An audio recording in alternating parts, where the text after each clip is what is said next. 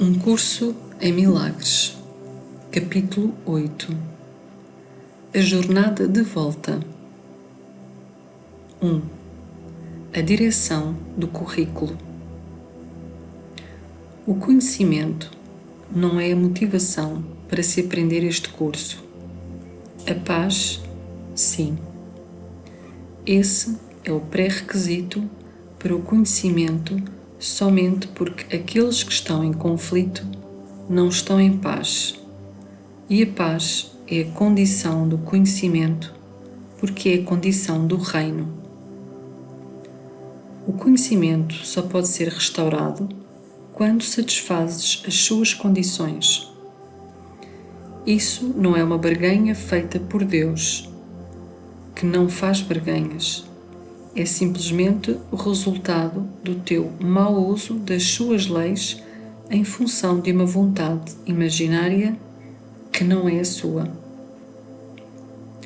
O conhecimento é a sua vontade. Se estás te opondo à sua vontade, como podes ter conhecimento?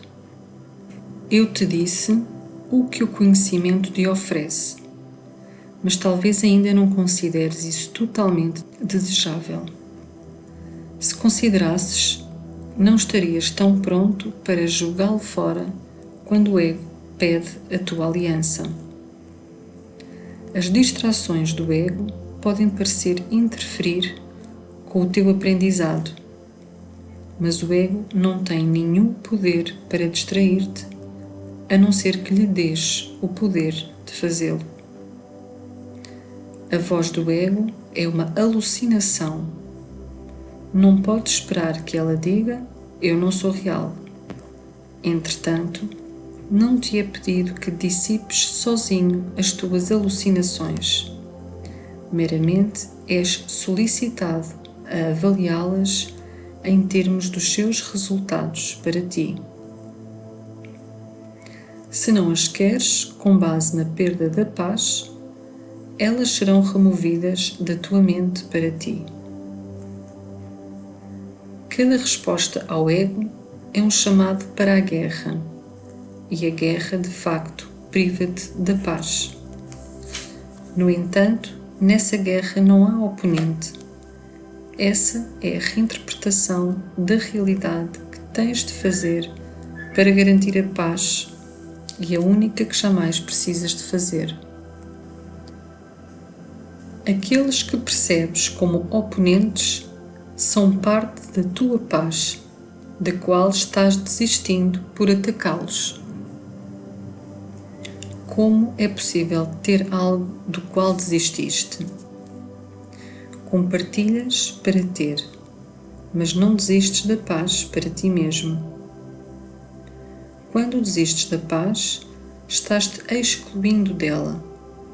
Essa é uma condição tão alheia ao reino que não podes compreender o estado que prevalece dentro dele. O teu aprendizado passado não pode deixar de te ter ensinado coisas erradas simplesmente porque não te fez feliz. Com base nisso apenas, o seu valor deve ser questionado. Se o aprendizado almeja a mudança, e é sempre esse o seu propósito, estás satisfeito com as mudanças que o teu aprendizado te trouxe? A insatisfação com os resultados do aprendizado é um sinal do fracasso do dito aprendizado, pois significa que não conseguiste o que querias. O currículo da expiação é o oposto do currículo que estabeleceste para ti mesmo, mas assim também é o seu resultado. Se o resultado do teu te tem feito infeliz e se queres outro diferente, obviamente é necessária uma mudança de currículo. A primeira mudança a ser introduzida é a mudança de direção. Um currículo significativo não pode ser inconsistente. Se é planeado por dois professores, cada um acreditando em ideias diametralmente opostas, não pode ser integrado. Se é desenvolvido por esses dois professores simultaneamente, cada um apenas interfere com o outro. Isso conduz à flutuação, mas não à mudança. Os voláteis não têm direção. Não podem escolher uma direção porque não podem abandonar a outra, mesmo que essa não exista. Seu currículo conflitado lhes ensina que todas as direções existem e não lhes dá uma referência racional para a escolha. A total falta de sentido de tal currículo tem que ser inteiramente reconhecida antes que uma mudança real de direção venha a ser possível. Não podes aprender simultaneamente de dois professores que estão em total discordância a respeito de tudo. O currículo conjunto dos dois apresenta uma tarefa de aprendizado impossível. Eles estão-te ensinando coisas inteiramente diferentes, de formas inteiramente diferentes. O que poderia ser possível, exceto que ambos estão te ensinando sobre ti mesmo. A tua realidade não é afetada por nenhum dos dois, mas se escutares os dois, a tua mente ficará dividida em relação ao que é a tua realidade. 2. A diferença entre aprisionamento e liberdade. Há uma referência racional para a escolha. Só um professor sabe qual é a tua realidade. Se aprender a remover os obstáculos a esse conhecimento é o propósito do currículo, tens que aprender isso com ele. O ego não sabe o que está tentando ensinar. Está tentando te ensinar o que tu és sem saber o que és. Só é perito em confusão. Não entende de nenhuma outra coisa. Como professor, então, o ego é totalmente confuso e confunde totalmente. Mesmo que pudesses desconsiderar inteiramente o Espírito Santo, o que é impossível, ainda assim não poderias aprender nada do ego, porque o ego nada conhece. Há alguma razão possível para se escolher um professor assim? Não é verdade que a desconsideração total de qualquer coisa que ele ensine não pode deixar de ter sentido? É esse o professor ao qual um filho de Deus deve se voltar para achar a si mesmo? O ego nunca te deu uma resposta razoável para coisa alguma, baseando-te apenas na tua própria experiência do seu ensinamento. Só isso não deveria bastar para desqualificá-lo como teu futuro professor? No entanto, não é só nisso que o ego tem causado danos no teu aprendizado. Aprender traz alegria se te conduz ao longo do teu rumo natural e facilita o desenvolvimento do que tens. Porém, quando recebes um ensinamento contra a tua natureza, perderás o teu aprendizado, porque o teu aprendizado vai aprisionar-te. A tua vontade está na tua natureza e, portanto, não podes ir contra ela. O ego não pode te ensinar coisa alguma desde que a tua vontade seja livre, porque não o escutarás. Não é tua vontade ser aprisionado, porque a tua vontade é livre. É por isso que o ego é a negação da vontade livre.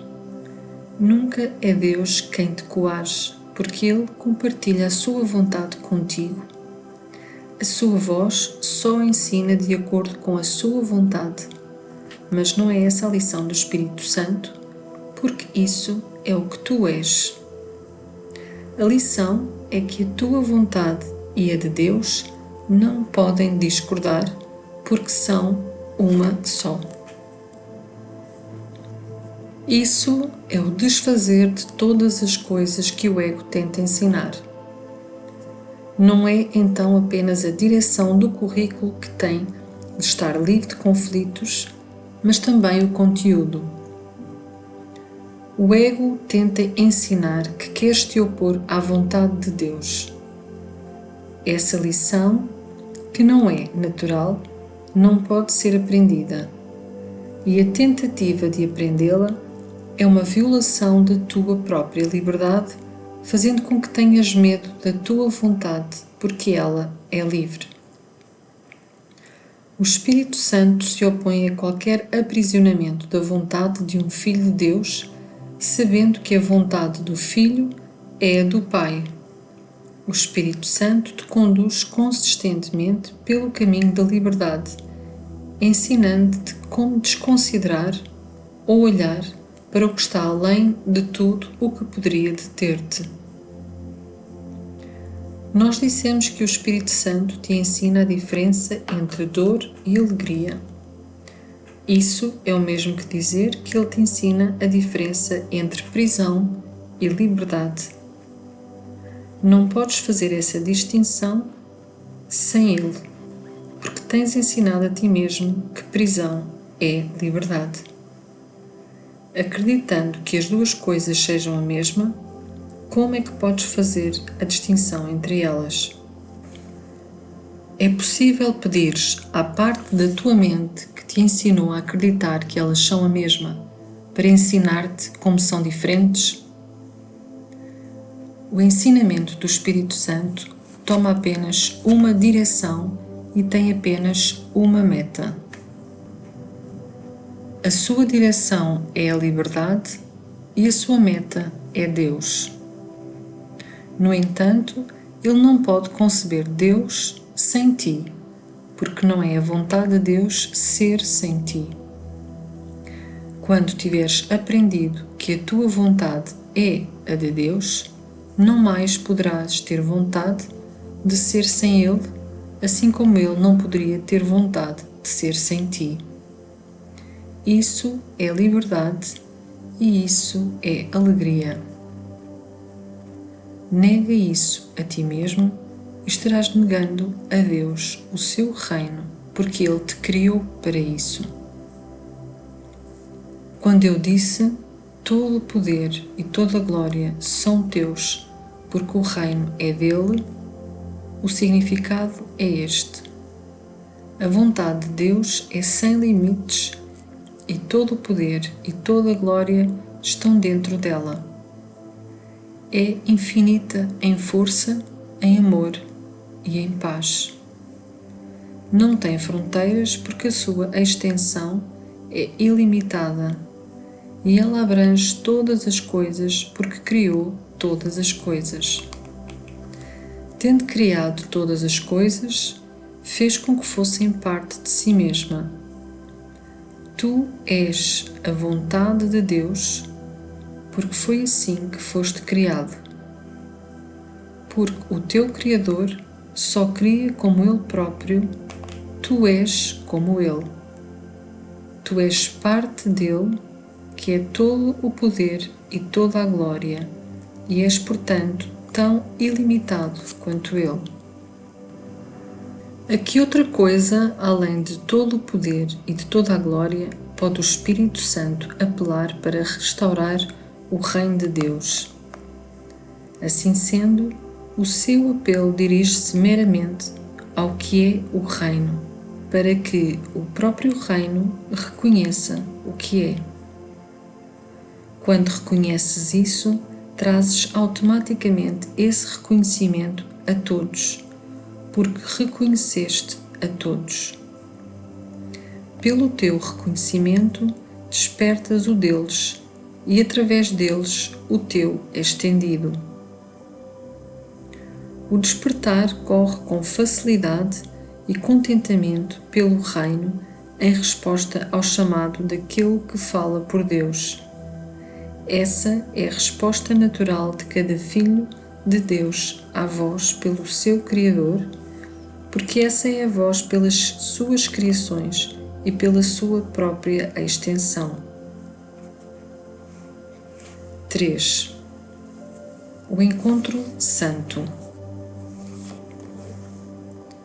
Glória a Deus nas alturas e a ti, porque essa é a vontade de Deus. Pede e te será dado, porque já te foi dado. Pede luz e aprende que és luz. Se queres compreensão e iluminação, tu as aprenderás, porque a tua decisão de aprendê-las é a decisão de escutar o professor que conhece a luz e pode, portanto, ensiná-la a ti. Não há limite para o teu aprendizado, porque não há limite para a tua mente. Não há nenhum limite para o seu ensinamento, porque ele foi criado para ensinar. Compreendendo a sua função perfeitamente, ele a cumpre perfeitamente, porque essa é a sua alegria e a tua. Cumprir a vontade de Deus de forma perfeita é a única alegria e a única paz que se pode conhecer inteiramente, porque é a única função que pode ser vivenciada inteiramente. Assim sendo, quando isso é conseguido, não existe nenhuma outra experiência. Entretanto, o desejo por outra experiência vai bloquear a realização disso, porque a vontade de Deus não pode ser imposta a ti, sendo uma experiência que depende da tua total disponibilidade. O Espírito Santo compreende como ensinar isso, mas não tu. É por isso que precisas dele e é por isso que Deus o deu a ti. Só o seu ensinamento vai liberar a tua vontade na vontade de Deus, unindo-a ao poder e à glória de Deus, estabelecendo-os como teus. Tu os compartilhas como Deus os compartilha, porque esse é o resultado natural do que eles são. A vontade do Pai e a do Filho são uma só por sua extensão. A sua extensão é o resultado da sua unicidade, e a sua unidade é mantida pela extensão da sua vontade conjunta. Isso é criação perfeita pelos que são perfeitamente criados em união com o Criador perfeito. O Pai tem que dar paternidade a seu filho, porque a sua própria paternidade tem que ser estendida para fora. Tu, cujo lugar é em Deus, tens a função santa de estender a sua paternidade, não impondo limites a ela. Deixa o Espírito Santo te ensinar como fazer isso, pois só podes ter conhecimento do que isso significa do próprio Deus. Quando te encontras com qualquer um, lembra-te de que é um encontro santo. Assim como tu o vires, verás a ti mesmo. Assim como o tratares, tratarás a ti mesmo. Assim como pensares dele, pensarás de ti mesmo. Nunca te esqueças disso, pois nele acharás a ti mesmo ou te perderás. Sempre que dois filhos de Deus se encontram, lhes é dada mais uma chance de salvação. Não deixes ninguém sem lhe dar a salvação e sem recebê-la tu mesmo, pois eu estou aí contigo todos os dias, em tua memória. A meta do currículo, independentemente do professor que escolheres, é: conhece-te a ti mesmo. Não há nada além disso a buscar. Todos estão buscando a si mesmos e ao poder e à glória que pensam ter perdido. Sempre que estás com alguém, tens uma outra oportunidade de achá-los. O teu poder e a tua glória estão nele porque são teus. O ego tenta achá-los exclusivamente em ti, porque não sabe onde procurar. O Espírito Santo te ensina que se olhares só para ti mesmo, não poderás te achar, porque não é isso o que és. Toda vez que estás com um irmão, estás aprendendo o que és, porque estás ensinando o que és. Ele vai responder com dor ou alegria, dependendo de qual é o professor que tu estás seguindo. Ele será aprisionado ou liberado de acordo com a tua decisão e tu também. Nunca te esqueças da tua responsabilidade para com ele, porque é a tua responsabilidade para contigo mesmo. Dá-lhe o lugar que pertence a ele no reino e terás o teu. O reino não pode ser achado sozinho e tu, que és o reino, não podes achar a ti mesmo sozinho. Consequentemente, para conseguires a meta do currículo, não podes escutar o ego, cujo propósito é derrotar a própria meta. O ego não sabe disso porque não sabe de coisa alguma. Mas tu podes saber disso e saberás se estiveres disposto a olhar para o que o ego quer fazer de ti. Essa é a tua responsabilidade, pois, uma vez que tiveres realmente olhado para isso, vais aceitar a expiação para ti mesmo. Que outra escolha poderias fazer? Tendo feito essa escolha, vais compreender porque antigamente acreditavas que, quando te encontravas com uma outra pessoa, pensavas que ela era outra pessoa. A cada encontro santo no qual entrares inteiramente, vai-te ensinar que isso não é assim. Podes encontrar somente aquilo que é parte de ti, porque tu és parte de Deus, que é tudo. O poder e a glória de Deus estão em todos os lugares e tu não podes ser excluído deles. O ego ensina que a tua força está só em ti. O Espírito Santo ensina que toda a força está em Deus e, portanto, em ti. A vontade de Deus é que ninguém sofra. Não é sua vontade que qualquer um sofra em função de uma decisão errada e tu estás incluído. É por isso que Ele te deu os meios de desfazê-la. Através do seu poder e da sua glória, todas as tuas decisões erradas são completamente desfeitas, liberando a ti e o teu irmão de qualquer pensamento aprisionador que qualquer parte da filiação mantenha. As decisões erradas não têm nenhum poder porque não são verdadeiras. O aprisionamento que parecem produzir não é mais verdadeiro do que elas. A glória e o poder pertencem só a Deus, e tu também. Deus dá qualquer coisa que lhe pertença, porque dá de si mesmo, e todas as coisas pertencem a Ele. Dar de ti mesmo é a função que Ele te deu. Cumpri-la perfeitamente permitirá que te lembres do que tens dele e, através disso, lembrar-te-ás também do que és nele. Não podes ser impotente para fazer isso, porque esse é o teu poder. A glória é a dádiva de Deus a ti, porque é isso o que Ele é. Vê essa glória em toda a parte para lembrar-te do que tu és. 4. A dádiva da liberdade.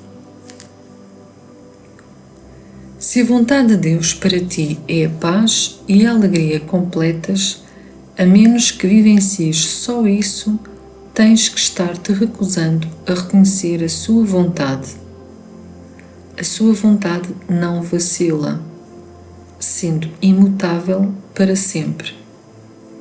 Quando tu não estás em paz, só pode ser porque não acreditas que estás nele. Entretanto, ele é tudo em todos. A sua paz é completa e tens que estar incluído nela. As suas leis te governam porque governam tudo. Não podes te isentar das suas leis, embora possas desobedecê-las. Mas se o fizeres, e só se o fizeres, sentir-te-ás solitário e impotente, porque estarás negando tudo a ti mesmo. Eu vim como uma luz a um mundo que de facto nega tudo a si mesmo. Faz isso simplesmente por dissociar-se de tudo. Ele é, portanto, uma ilusão de isolamento mantida pelo medo da mesma solidão que é a ilusão do mundo.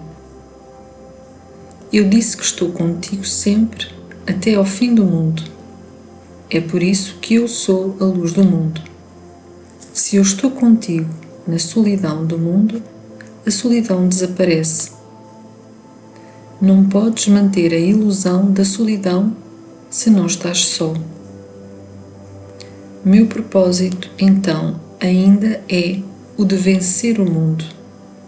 Eu não o ataco, mas a minha luz necessariamente o dissipa devido ao que ela é.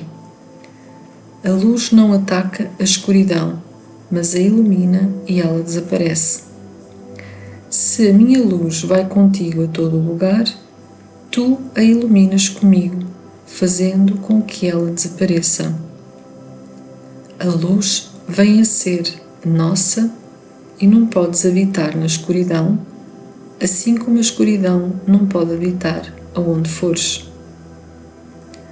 A memória de mim é a memória de ti mesmo e daquele que me enviou a ti. Tu estavas na escuridão até que a vontade de Deus fosse feita completamente por qualquer parte da filiação. Quando isso foi feito, foi perfeitamente realizado por todos. De que outra forma poderia ser perfeitamente realizado? Minha missão simplesmente foi a de unir a vontade da filiação à vontade do Pai, por estar eu próprio ciente da vontade do Pai. Essa é a consciência que eu vim te dar e o teu problema de aceitá-la é o problema desse mundo. Dissipá-lo é a salvação e, nesse sentido, eu sou a salvação do mundo. O mundo, portanto, tem que desprezar-me e rejeitar-me, porque o mundo é a crença em que o amor é impossível. Se aceitares o facto de que eu estou contigo, estás negando o mundo e aceitando a Deus. Minha vontade é a sua e a tua decisão de me ouvir é a decisão de ouvir a sua voz e habitar na sua vontade. Assim como Deus me enviou a ti, eu te enviarei a outros e irei a eles contigo para que nós possamos ensinar-lhes a paz e a união. Não pensas que o mundo necessita de paz tanto quanto tu? Não queres dar ao mundo essa paz tanto quanto queres recebê-la? Pois, a não ser que a dês, não irás recebê-la. Se queres tê-la de mim, tens que dá-la. A cura não vem de nenhuma outra pessoa. Tens que aceitar a orientação que vem de dentro. A orientação tem que ser aquilo que queres ou será sem significado para ti. É por isso que a cura é um empreendimento de colaboração. Eu posso te dizer o que fazer, mas precisas colaborar acreditando que eu sei o que deves fazer. Só então a tua mente escolherá me seguir. Sem essa escolha, não poderias ser curado porque terias-te decidido contra a cura e essa rejeição da minha decisão por ti faz com que a cura seja impossível. A cura reflete a nossa vontade conjunta. Isso é óbvio quando consideras para que serve a cura. A cura é o caminho no qual se vence a separação. A separação é vencida pela união. Não pode ser vencida pelo ato de separar-se. Não pode ser vencida pelo ato de separar-se. A decisão de unir tem de ser inequívoca ou a própria mente está dividida e não íntegra. A tua mente é o meio através do qual determinas a tua própria condição, porque a mente é um mecanismo de decisão. É o poder através do qual separas ou unes e, correspondentemente, experimentas dor ou alegria. A minha decisão não pode vencer a tua, porque a tua é tão poderosa quanto a minha. Se não fosse assim, os filhos de Deus seriam desiguais. Todas as coisas são possíveis através da nossa decisão conjunta, mas só a minha não pode ajudar-te. A tua vontade é tão livre quanto a minha e o próprio Deus não iria contra ela. Eu não posso ter uma vontade que não seja a vontade de Deus. Eu posso oferecer a minha força para fazer com que a tua seja invencível, mas não posso me opor à tua decisão sem competir com ela e com isso violar a vontade de Deus para ti. Nada do que Deus criou pode se opor à tua decisão, assim como nada do que Deus criou pode se opor à sua vontade. Deus deu à tua vontade o poder que ela tem, que eu só posso reconhecer em honra à sua. Se queres ser como eu te ajudarei, sabendo que somos iguais. Se queres ser diferente, eu esperarei até que mudes a tua mente. Eu posso ensinar-te, mas só tu podes escolher escutar o meu ensinamento. Como pode ser senão assim, se o reino de Deus é a liberdade? A liberdade não pode ser apreendida por qualquer tipo de tirania, e a igualdade perfeita de todos os filhos de Deus não pode ser reconhecida através do domínio de uma mente sobre outra. Os filhos de Deus são iguais em vontade, sendo todos a vontade de seu Pai. Essa é a única lição que eu vim ensinar. Se a tua vontade não fosse a minha, não seria a de nosso Pai. Isso significaria que aprisionaste a tua e não a tens deixado ser livre. Por ti mesmo nada podes fazer, porque por ti mesmo não és nada. Eu não sou nada sem o Pai e tu não és nada sem mim. Pois ao negar o Pai, negas a ti mesmo. Eu sempre me lembrarei de ti e na minha memória de ti está a tua memória de ti mesmo. Em nossa memória um do outro está a nossa memória de Deus. E nessa memória está a tua liberdade, porque a tua liberdade está nele. Une-te então a mim em louvor a ele e a ti, a quem ele criou. Essa é a nossa dádiva de gratidão a ele, que ele compartilhará com todas as suas criações, às quais dá igualmente tudo aquilo que é aceitável para ele. Por ser aceitável para ele, essa é a dádiva da liberdade, que é a sua vontade para todos os seus filhos. Oferecendo-lhe liberdade, tu serás livre. Liberdade é a única dádiva que podes oferecer aos filhos de Deus, sendo um reconhecimento do que eles são e do que ele é. Liberdade é criação, porque é amor. Aquele que buscas aprisionar, tu não amas. Por conseguinte, quando buscas aprisionar alguém, incluindo a ti mesmo, não o amas e não podes identificar-te com ele. Quando tu te aprisionas, estás perdendo de vista a tua verdadeira identificação comigo e com o Pai. A tua identificação é com o Pai e com o Filho. Não pode ser com um e não com o outro. Se és parte de um, tens que ser parte do outro, porque eles são um. A Santíssima Trindade é santa porque é una. Se te excluís dessa união, estás percebendo a Santíssima Trindade como separada. Tens de estar incluído nela porque ela é tudo. A não ser que ocupes o teu lugar nela e realizes a tua função como parte dela, a Santíssima Trindade fica tão destituída quanto tu. Nenhuma parte dela pode estar aprisionada se quiser conhecer a sua verdade. 5. A vontade sem divisão da filiação. É possível estar separado da tua identificação e estares em paz? A dissociação não é uma solução, é uma delusão.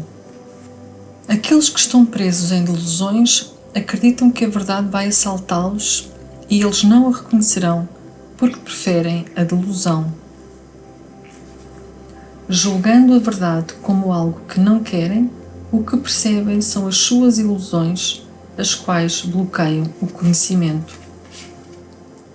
Ajuda-os oferecendo-lhes a tua mente unificada a favor deles, assim como eu te ofereço a minha a favor da tua. Sozinhos nós não podemos fazer nada, mas juntos nossas mentes se fundem em algo cujo poder está muito além do poder das suas partes separadas. Por não ser separada, a mente de Deus está estabelecida nas nossas mentes como nossa. Essa mente é invencível porque é sem divisão. A vontade sem divisão da filiação, que é a vontade de Deus, é o Criador perfeito, sendo totalmente à semelhança de Deus. Não podes estar isento disso se queres compreender o que ela é e o que tu és. Por acreditares que a tua vontade está separada da minha, estás-te isentando da vontade de Deus, que é o que tu és. Entretanto, curar ainda é tornar íntegro. Por conseguinte, curar é unir-se àqueles que são como tu, porque perceber essa semelhança é reconhecer o Pai. Se a tua perfeição está nele e somente nele, como é que podes conhecê-la sem reconhecê-lo? O reconhecimento de Deus é o reconhecimento de ti mesmo. Não há separação entre Deus e a sua criação. Vais-te dar conta disso quando compreenderes que não há separação entre a tua vontade e a minha. Deixa o amor de Deus brilhar sobre ti pela tua aceitação de mim. A minha realidade é a tua e a dele. Ao unir a tua mente à minha, dás significado à tua consciência de que a vontade de Deus é só uma. A unicidade de Deus e a nossa não são separadas, porque a sua unicidade abrange a nossa. Unir-te a mim é restaurar o seu poder para ti, porque nós o estamos compartilhando. Eu te ofereço só o reconhecimento do seu poder em ti, mas nisso está toda a verdade. Na medida em que nos unimos a Ele. Glória seja dada à união de Deus e de seus filhos santos. Toda a glória está neles porque são unidos. Os milagres que fazemos dão testemunho da vontade do Pai para o seu Filho e da nossa alegria em nos unir com a sua vontade para nós. Quando te unes a mim, estás-te unindo sem ego, porque eu renunciei ao ego em mim mesmo e, portanto, não posso me unir ao teu. Nossa união é, assim, o caminho para renunciares ao ego em ti. A verdade em nós dois está além do ego. Nosso sucesso em transcendê-lo é garantido por Deus, e eu compartilho essa confiança por nós os dois e por todos nós. Trago de volta a paz de Deus para todas as suas crianças, porque eu a recebi dele para todos nós. Nada pode prevalecer contra as nossas vontades unidas, pois nada pode prevalecer contra a vontade de Deus. Queres conhecer a vontade de Deus para ti? Pergunta a mim que a conheço por ti e a acharás. Nada te negarei, assim como Deus não me nega nada. A nossa jornada é simplesmente a jornada de volta a Deus, que é a nossa casa. Sempre que o medo se introduzir em qualquer lugar ao longo da estrada para a paz, isso se deve ao ego ter tentado unir-se a nós nessa jornada e não poder fazê-lo. Sentindo a derrota e enraivecido por isso, o ego se considera rejeitado e vem a ser vingativo. És invulnerável à vingança do ego, porque eu estou contigo.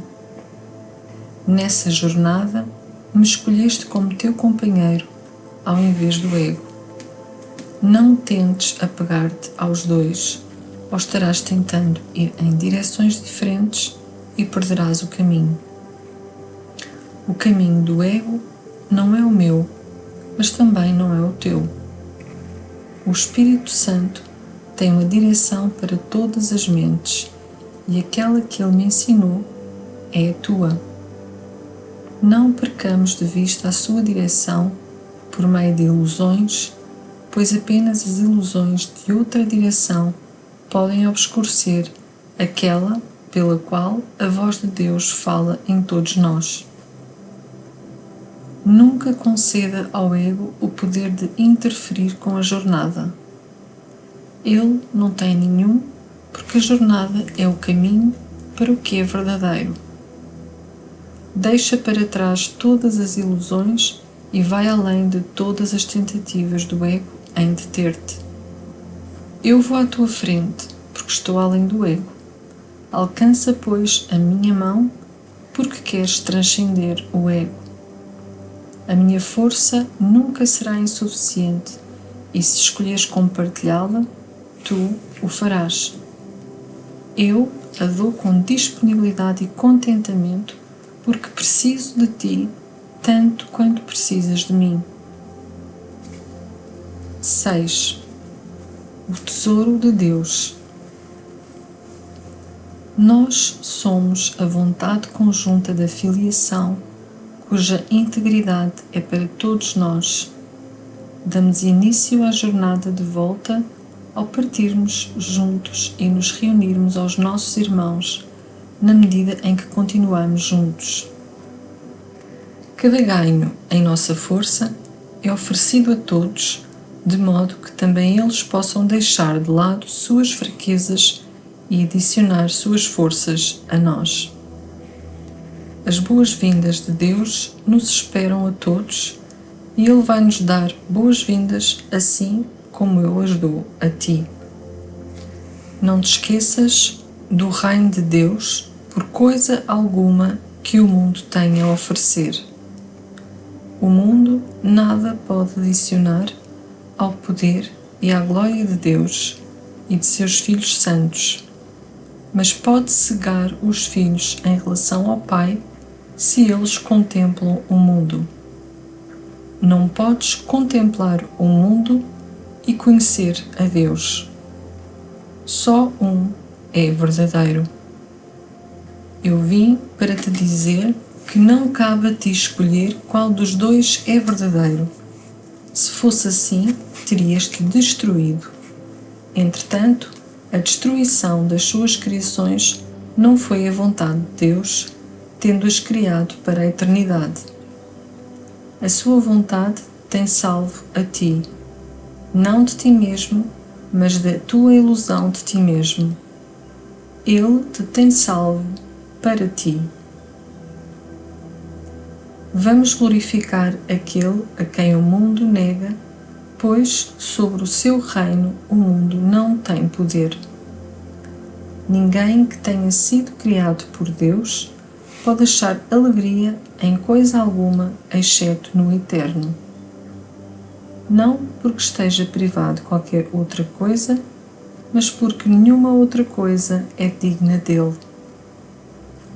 O que Deus e seus filhos criam é eterno e nisso, e apenas nisso, está a alegria para eles. Escuta a história do filho pródigo e aprende o que é o tesouro de Deus e o teu.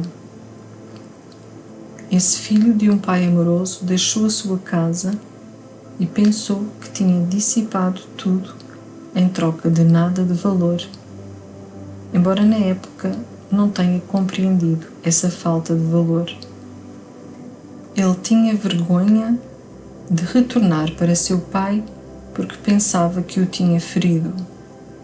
No entanto, quando veio para casa, o pai lhe deu as boas-vindas com alegria, porque o próprio filho era o tesouro do seu pai. Ele não queria nada mais. Deus só quer o seu filho porque o seu filho é seu único tesouro. Tu queres as tuas criações assim como ele quer as dele. As tuas criações são a tua dádiva à Santíssima Trindade, criadas em gratidão pela tua criação. Elas não te deixam do mesmo modo como não deixaste o teu Criador, mas estendem a tua criação assim como o próprio Deus se estendeu a ti. É possível que as criações do próprio Deus tenham alegria naquilo que não é real? E o que é real exceto as criações de Deus e aquelas que são criadas como as dele? As tuas criações te amam como tu amas o teu Pai pela dádiva da criação. Não há nenhuma outra que seja eterna e, portanto, não há nenhuma outra dádiva que seja verdadeira. Como, então, podes aceitar qualquer outra coisa ou dar qualquer outra coisa e esperar alegria em troca? E o que mais, além da alegria, poderias querer? Tu não fizeste a ti mesmo e nem à tua função. Fizeste apenas a decisão de seres indigno de ambos. No entanto, não podes tornar-te indigno, porque tu és o tesouro de Deus, e o que Ele valoriza tem valor. Não pode haver nenhum questionamento acerca desse valor, porque ele está no facto de que Deus compartilha a si mesmo com Ele, estabelecendo para sempre. A tua função é adicionar ao tesouro de Deus por criar o teu. A sua vontade para ti é a sua vontade por ti. Ele não iria manter a criação afastada de ti, porque é nisso que está a sua alegria. Não podes achar alegria, exceto como Deus o faz. A sua alegria está em criar-te e Ele te estende a sua própria paternidade, de modo que possas te estender como Ele fez. Não compreendes isso porque não o compreendes. Ninguém que não aceita a própria função pode compreender qual ela é, e ninguém pode aceitar a própria função a não ser que conheça o que ele próprio é. A criação é a vontade de Deus. A sua vontade te criou para criar. A tua vontade não foi criada separadamente e assim tens que ter a mesma vontade que Ele. Uma vontade de má vontade não significa coisa alguma, sendo uma contradição em termos que de facto não significa nada. Quando pensas que não estás disposto a ter vontade de Deus, não estás pensando. A vontade de Deus é pensamento. Não pode ser contradita pelo pensamento. Deus não contradiz a si mesmo e seus filhos, que são como Ele, não podem contradizer a si mesmos ou a Ele. No entanto, o seu pensamento é tão poderoso que podem até mesmo aprisionar a mente do Filho de Deus, se assim escolherem. Essa escolha, de facto, faz com que a função do Filho seja desconhecida para ele, mas nunca para o seu Criador.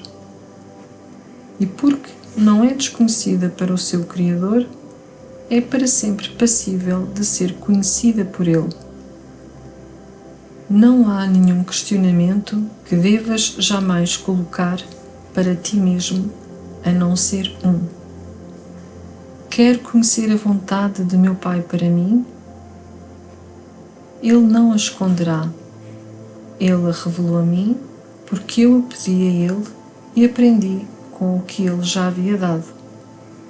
Nossa função é trabalharmos juntos, porque à parte um do outro não podemos funcionar de forma alguma. Todo o poder do Filho de Deus está em todos nós, mas não em nenhum de nós sozinho. Deus não nos quer sozinhos, porque Ele não tem vontade de ser sozinho. É por isso que criou seu Filho e deu-lhe o poder de criar com Ele. Nossas criações são tão santas quanto nós somos, e nós somos os filhos do próprio Deus, tão santos quanto Ele. Através das nossas criações, nós estendemos o nosso amor e assim aumentamos a alegria da Santíssima Trindade. Não compreendes isso porque tu, que és o tesouro do próprio Deus, não te consideras algo de valor. Dada essa crença, não podes compreender coisa alguma. Eu compartilho com Deus o conhecimento do valor que Ele confere a ti. Minha devoção a ti procede dele, tendo nascido do meu conhecimento de mim mesmo e dele. Nós não podemos ser separados. Quem Deus uniu não pode ser separado, e Deus uniu todos os seus filhos a si mesmo. É impossível estar separado da tua vida e do teu ser?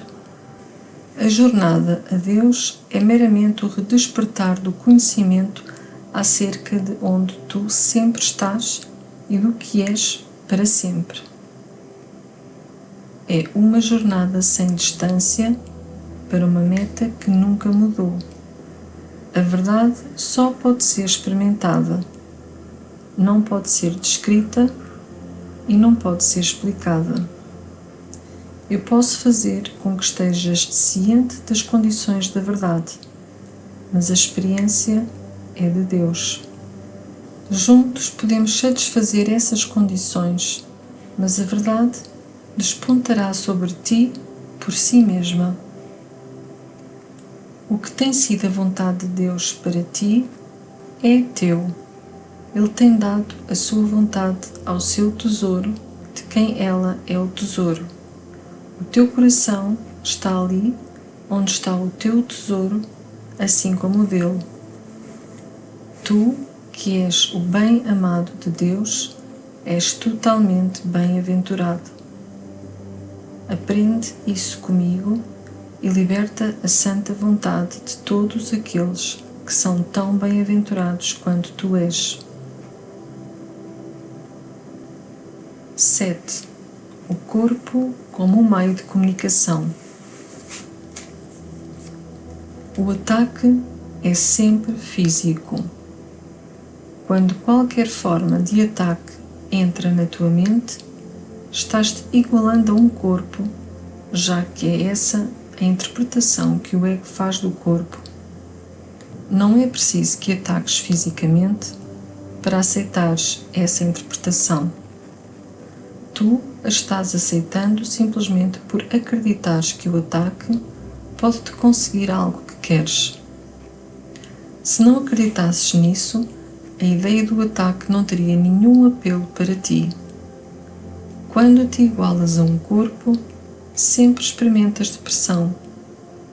Quando um filho de Deus pensa em si mesmo desse modo, está-se diminuindo e vendo seus irmãos igualmente diminuídos. Uma vez que ele só pode se achar neles, se exclui da salvação.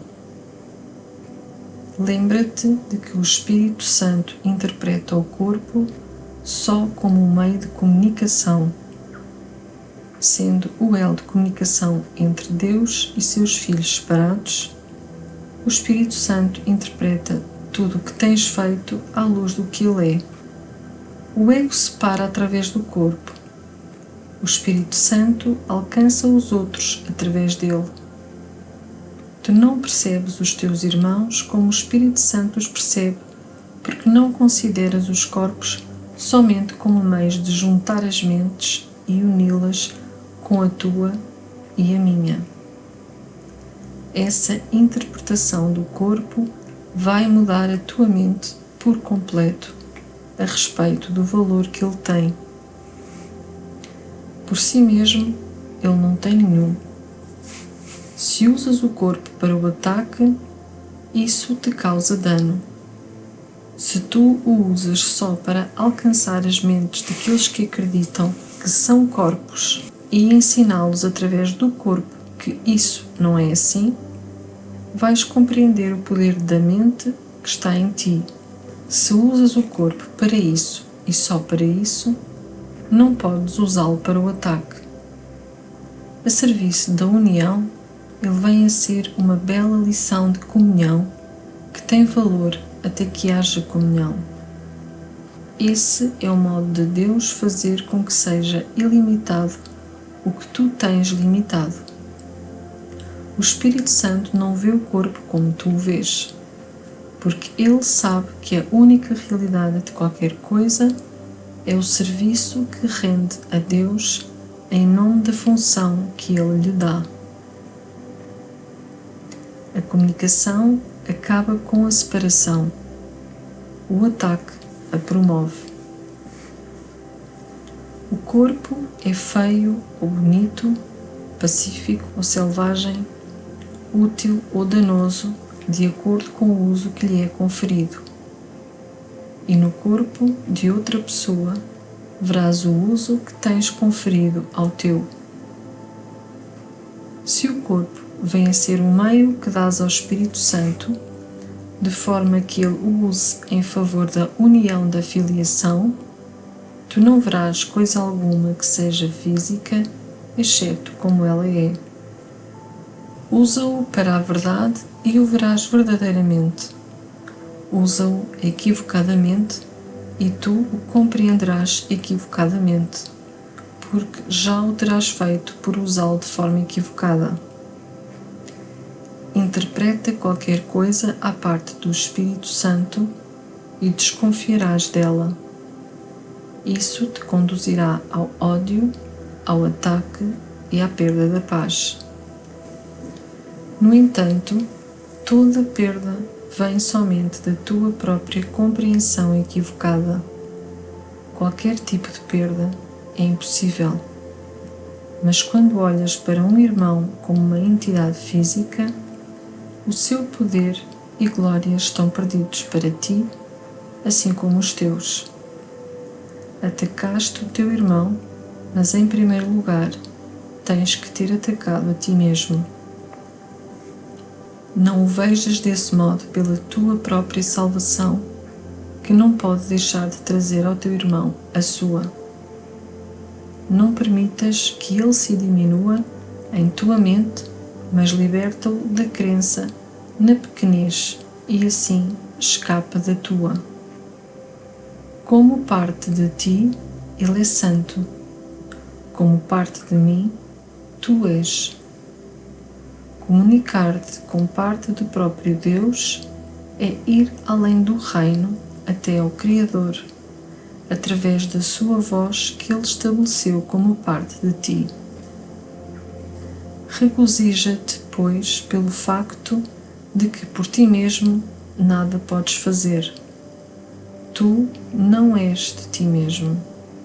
Aquele de quem tu és determinou que o teu poder e a tua glória sejam teus, com os quais podes perfeitamente realizar a sua santa vontade para ti, quando a aceitas para ti mesmo. Ele não retirou de ti as suas dádivas, mas tu acreditas que as retiraste dele. Em nome de Deus, não deixes que nenhum filho de Deus permaneça escondido, porque o seu nome é o teu. A Bíblia diz: e o Verbo, o pensamento, se fez carne. Estritamente falando, isso é impossível, já que parece envolver translação de uma ordem de realidade para outra. Diferentes ordens de realidade meramente aparentam existir, assim como diferentes ordens de milagres. O pensamento não pode ser feito carne, exceto pela crença, já que o pensamento não é físico. No entanto, o pensamento é comunicação para a qual o corpo pode ser usado. Esse é o único uso natural que lhe pode ser conferido. Usar o corpo de maneira não natural é perder de vista o propósito do Espírito Santo e assim confundir a meta do seu currículo. Não há nada tão frustrante para um aprendiz do que um currículo que ele não pode aprender. O seu sentimento de adequação sofre e ele não pode deixar de ficar deprimido. Confrontar-se com uma situação de aprendizado impossível é a coisa mais deprimente do mundo. De facto, em última instância, é por esse motivo que o próprio mundo é deprimente. O currículo do Espírito Santo nunca é deprimente porque é um currículo de alegria. Sempre que a reação ao aprendizado é a depressão, isso acontece porque se perdeu de vista a verdadeira meta do currículo. Nesse mundo, nem mesmo o corpo é percebido como íntegro. Seu propósito é visto como fragmentado em muitas funções, com pouca ou nenhuma relação uma com a outra, de modo que parece ser regido pelo caos. Guiado pelo ego, ele é. Guiado pelo Espírito Santo, não é.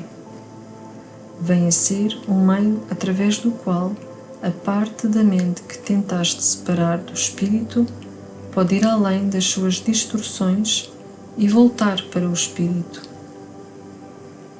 O templo do ego, assim, vem a ser o templo do Espírito Santo, onde a devoção a ele substitui a devoção ao ego. Nesse sentido, o corpo, de facto, vem a ser um templo para Deus. A sua voz o habita, dirigindo o uso que lhe é conferido. A cura é o resultado de usar o corpo somente para a comunicação. Como isso é natural, cura fazendo com que ele seja íntegro, o que é também natural. Toda a mente é íntegra e a crença em que parte dela é física ou não mental é uma interpretação fragmentada ou doentia. Não é possível se fazer com que a mente seja física, mas ela pode ser manifestada através do físico se usa o corpo para ir além de si mesma. Tentando alcançar o que está fora, a mente se estende. Ela não para no corpo, pois se o faz, é bloqueada em seu propósito. Uma mente que foi bloqueada permitiu a si mesma ser vulnerável ao ataque, porque voltou-se contra si mesma. A remoção dos bloqueios é então o único modo de garantir ajuda e cura. Ajuda e cura são as expressões normais de uma mente que está trabalhando através do corpo, mas não no corpo. Se a mente acredita que o corpo é a sua meta, vai distorcer a sua percepção do corpo e, bloqueando a própria extensão para além dele, vai induzir à doença, fomentando a separação. Perceber o corpo como uma entidade separada não pode senão fomentar a doença, porque não é verdadeiro. O meio de comunicação perde a sua utilidade se é usado para qualquer outra coisa. Usar um meio de comunicação como um meio de ataque é uma óbvia confusão do propósito. Comunicar é unir e atacar é separar. Como podes fazer ambos ao mesmo tempo, com a mesma coisa, e não sofrer? A percepção do corpo só pode ser unificada por um propósito único. Isso libera a mente da tentação de ver o corpo sob muitas luzes e o entrega por inteiro à única luz na qual ele pode ser realmente compreendido. Confundir um instrumento de aprendizado com uma meta do currículo é uma confusão fundamental que bloqueia a compreensão de ambos. O aprendizado tem que conduzir para o que está além do corpo, até ao restabelecimento do poder da mente nele. Isso só pode ser realizado se a mente se estende a outras mentes e não se detém na sua extensão. Essa detenção é a causa de toda a enfermidade, porque só a extensão é a função da mente. O oposto da alegria é depressão. Quando o teu aprendizado promove depressão em vez de alegria, não podes estar escutando o professor alegre de Deus, nem aprendendo suas lições. Ver um corpo como qualquer outra coisa exceto um meio de comunicação é limitar a tua mente e ferir a ti mesmo. A saúde, portanto, nada mais é do que o propósito unificado. Se o corpo é submetido ao propósito da mente, ele vem a ser íntegro, porque o propósito da mente é um só. O ataque só pode ser suposto propósito do corpo, porque, à parte da mente, o corpo não tem propósito algum. Tu não és limitado pelo corpo e o pensamento não pode se fazer carne. Entretanto, a mente pode ser manifestada através do corpo e vai além dele e não interpreta como uma limitação. Sempre que vês outra pessoa como limitada ao corpo ou pelo corpo, estás impondo esse limite a ti mesmo. Estás disposto a aceitar isso quando todo o propósito do teu aprendizado deveria ser escapar das limitações? Conceber o corpo como um meio de ataque e acreditar que a alegria poderia resultar daí é uma indicação clara de um aprendiz deficiente. Ele aceitou uma meta de aprendizado em óbvia contradição com o propósito unificado do currículo. Meta essa que interfere com a sua capacidade de aceitar o propósito do currículo como o seu próprio. Alegria é propósito unificado e o único propósito unificado é o de Deus. Quando o teu é unificado, ele é o seu. Acredita que podes interferir com o seu propósito e estás precisando de salvação. Tu tens condenado a ti mesmo, mas a condenação não é de Deus, portanto, não é verdadeira. Nem o são quaisquer dos seus resultados aparentes. Quando vês um irmão como um corpo, tu o estás condenando porque condenaste a ti mesmo. No entanto, se toda a condenação é irreal e tem que ser irreal, já que é uma forma de ataque, ela não pode ter nenhum resultado. Não permitas que tu mesmo sofras os resultados imaginários do que não é verdadeiro. Liberta a tua mente da crença segundo a qual isso é possível. Na completa impossibilidade disso está a tua única esperança de liberação. Mas que outra esperança poderias querer? A libertação das ilusões está apenas em não se acreditar nelas. Não há nenhum ataque, mas há comunicação ilimitada e, portanto, poder e integridade ilimitados. O poder da integridade é a extensão. Não detenhas o teu pensamento nesse mundo e assim abrirás a tua mente para a criação em Deus. 8. O corpo como meio ou fim. Atitudes dirigidas ao corpo são atitudes dirigidas para atacar.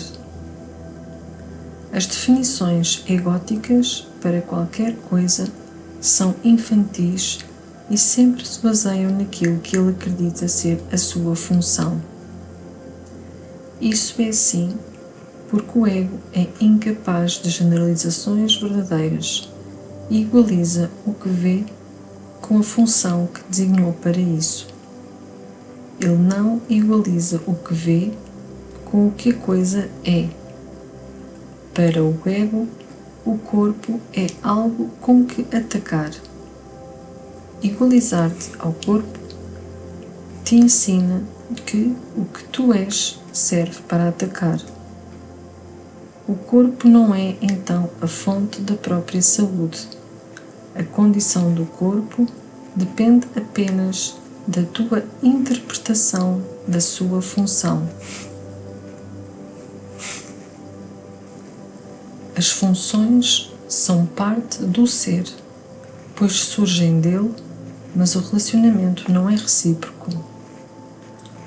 O todo define a parte, mas a parte não define o todo. No entanto, conhecer em parte é conhecer inteiramente, devido à diferença fundamental entre conhecimento e percepção. Na percepção, o todo é construído de partes que podem separar e reunir outra vez em diferentes constelações. Mas o conhecimento nunca muda, de modo que a sua constelação é permanente. A ideia dos relacionamentos entre a parte e o todo só tem significado ao nível da percepção, onde a mudança é possível. De outro modo, não há nenhuma diferença entre a parte e o todo. O corpo existe em um mundo que parece conter duas vozes que lutam pela sua posse. Sendo essa a constelação que é percebida, o corpo é visto como capaz de deslocar a sua aliança de uma para outra, fazendo com que tanto os conceitos da saúde quanto os da doença sejam significativos. O ego faz uma confusão fundamental entre meio e fim, como sempre faz. Considerando o corpo como um fim, o ego não tem uma utilidade real para ele, porque ele não é um fim. tens que ter notado uma característica marcante de todos os objetivos que o ego tem aceito para si mesmo. Quando o alcançaste, ele não te satisfaz. É por isso que o ego é forçado a se deslocar incessantemente de uma meta para outra, de forma que continues a esperar que ele ainda possa te oferecer alguma coisa.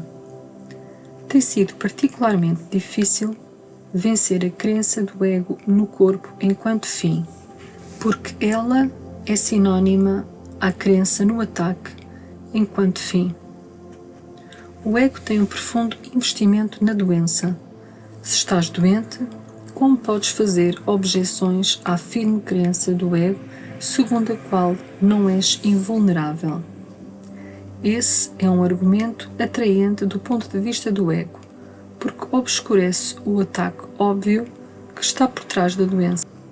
Se reconhecesses isso e também se decidisses contra o ataque, não poderias dar esse falso testemunho à postura do ego. É duro perceber a doença como um testemunho falso porque não reconheces que ele está inteiramente à margem daquilo que tu queres. Esse testemunho, então, parece ser inocente e digno de confiança, porque não o examinaste com seriedade em todos os seus aspectos. Se o tivesses feito, não considerarias a doença um testemunho tão forte a favor dos pontos de vista do ego. Uma declaração mais honesta seria a de que aqueles que querem o ego estão predispostos a defendê-lo. Portanto, sua escolha de testemunhas deveria ser suspeita desde o início. O ego não apela para testemunhas que iriam discordar do seu caso, assim como também o Espírito Santo não o faz. Eu tenho dito que o julgamento é a função do Espírito Santo, função essa que ele está perfeitamente equipado para cumprir. O ego, enquanto juiz, faz qualquer coisa exceto um julgamento imparcial. Quando o ego apela para uma testemunha, ele já fez da testemunha uma aliada. Ainda assim, é verdade que o corpo não tem função em si mesmo, pois não é um fim. No entanto, o ego estabelece como um fim, pois dessa forma a sua função verdadeira é obscurecida. Esse é o propósito de tudo o que o ego faz. Seu único objetivo é perder de vista a função de todas as coisas. Um corpo doente não faz nenhum sentido. Não poderia fazer nenhum sentido porque a doença não é a função do corpo. A doença só tem significado se as duas premissas básicas nas quais se baseia a interpretação que o ego faz do corpo forem verdadeiras, que o corpo existe para o ataque e que tu és um corpo. Sem essas premissas, a doença é inconcebível. A doença é um modo de demonstrar que podes ser ferido. É um testemunho da tua fragilidade, da tua vulnerabilidade e da tua extrema necessidade de depender da orientação externa. O ego usa isso como seu melhor argumento para a tua necessidade da sua orientação. Ele dita receitas sem fim para evitar resultados catastróficos. O Espírito Santo, perfeitamente ciente dessa mesma situação, não se preocupa absolutamente em analisá-la.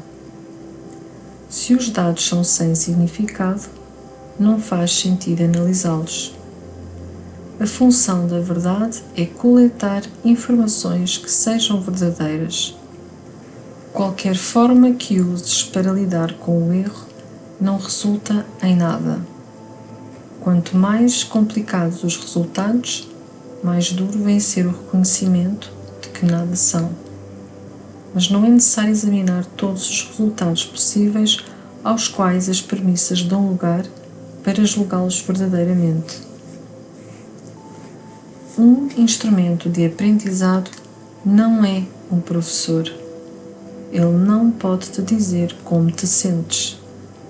Não sabes como te sentes porque tens aceito a confusão do ego e acreditas, por conseguinte, que um instrumento de aprendizado pode te dizer como te sentes. A doença é meramente um outro exemplo da tua insistência em pedir orientação a um professor que não sabe a resposta. O ego é incapaz de saber como te sentes. Quando eu te disse que o ego não sabe nada, disse a única coisa a respeito do ego que é totalmente verdadeira. Mas há um corolário. Se apenas o conhecimento é, e se o ego não tem conhecimento, então o ego não é. Tu bem poderias perguntar como a voz de alguma coisa que não existe pode ser tão insistente. Já pensaste no poder de distorção de algo que queres, mesmo se não é real? Existem muitos exemplos de como o que queres distorce a percepção. Ninguém pode duvidar da competência do ego em construir casos falsos. E nem ninguém pode duvidar da tua disponibilidade em escutar, enquanto não escolhes não aceitar coisa alguma exceto a verdade. Quando deixares o ego de lado, ele desaparecerá. A voz do Espírito Santo é tão alta quanto a tua disponibilidade em ouvir. Não pode ser mais alta sem violar a tua liberdade de escolha que o Espírito Santo busca restaurar e nunca minar. O Espírito Santo te ensina a usar o teu corpo só para alcançar os teus irmãos, de forma que ele possa ensinar a sua mensagem através de ti. Isso irá curá-los e, por conseguinte, curará a ti. Tudo o que é usado de acordo com a sua função, assim como o Espírito Santo a vê, não pode ser doente. Tudo o que é usado de outro modo o é. Não permitas que o corpo seja um espelho de uma mente dividida. Não permitas que ele seja uma imagem da tua própria percepção da pequenez. Não permitas que ele reflita a tua decisão de atacar. A saúde é vista como o estado natural de todas as coisas quando a interpretação fica a cargo do Espírito Santo, que não percebe nenhum ataque em coisa alguma. A saúde é o resultado do abandono de todas as tentativas de usar o corpo sem amor. A saúde é o início da perspectiva adequada da vida sob a orientação do único professor que conhece o que é a vida, sendo a voz pela própria vida. 9. A cura como percepção corrigida. Eu disse anteriormente que o Espírito Santo é a resposta. Ele é a resposta para todas as coisas, porque ele conhece qual é a resposta para todas as coisas. O ego não sabe o que é uma verdadeira pergunta, muito embora ele coloque um sem número delas. Entretanto, podes aprender isso na medida em que aprenderes a questionar o valor do ego e assim estabeleceres a tua capacidade de avaliar as suas questões. Quando o ego te tenta para que fiques doente, não peças ao Espírito Santo para curar o corpo, pois isso seria apenas aceitar a crença do ego segundo a qual o corpo é um objetivo adequado para a cura. Pede, em vez disso, que o Espírito Santo te ensine a percepção certa do corpo, pois só a percepção pode ser distorcida. Só a percepção pode estar doente, pois só a percepção pode estar errada. A percepção errada é o desejo de que as coisas sejam como não são. A realidade de todas as coisas é totalmente inócua, pois a condição da sua realidade é a inocuidade total. É também a condição da tua consciência da realidade de todas as coisas. Tu não tens que buscar a realidade. Ela buscará a ti e te achará quando tiveres satisfeito as suas condições. As suas condições são parte do que ela é. E só essa parte depende de ti. O resto é por si mesmo. Só precisas fazer tão pouco porque a tua pequena parte é tão poderosa que te trará o todo. Aceita, pois, a tua pequena parte e permite que o todo seja teu. A integridade cura porque é da mente.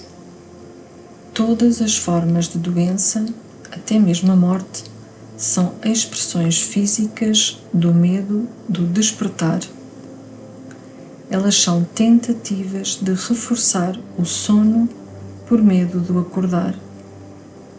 Esse é um modo patético de tentar não ver, tornando sem efeito as faculdades da vista.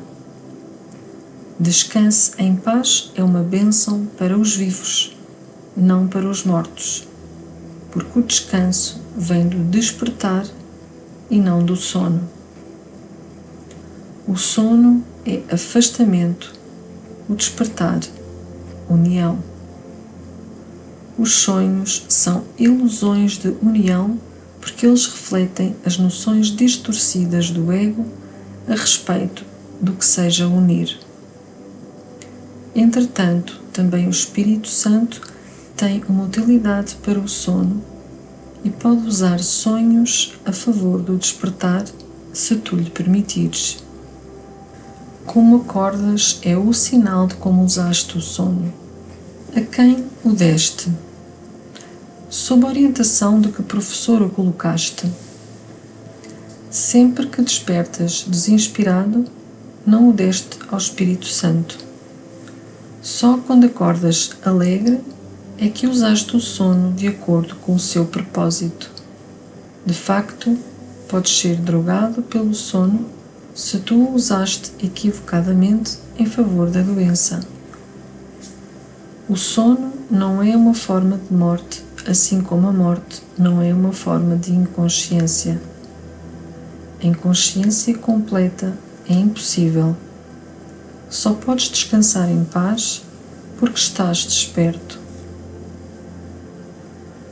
A cura é a liberação do medo de despertar e a sua substituição pela decisão de acordar.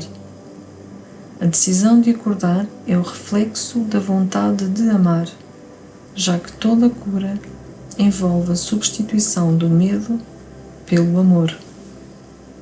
O Espírito Santo não pode distinguir entre graus de erro, pois se ensinasse que uma forma de doença é mais séria do que outra, ele estaria ensinando que um erro pode ser mais real do que outro. A sua função é distinguir só entre o falso e o verdadeiro, substituindo o falso pelo verdadeiro. O ego, que sempre quer enfraquecer a mente, tenta separá-la do corpo em uma tentativa de destruí-la. No entanto, o ego de facto acredita que está protegendo o corpo.